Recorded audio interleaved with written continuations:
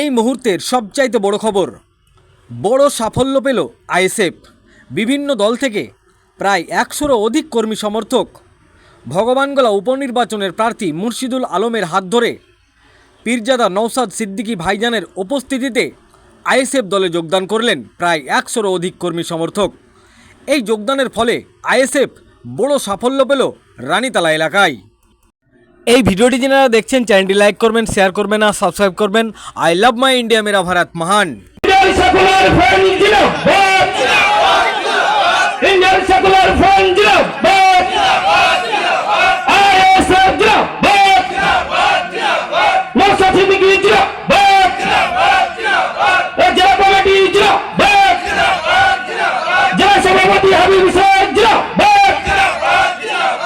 ভগবানগোলা উপনির্বাচনের প্রার্থী মুর্শিদ আলম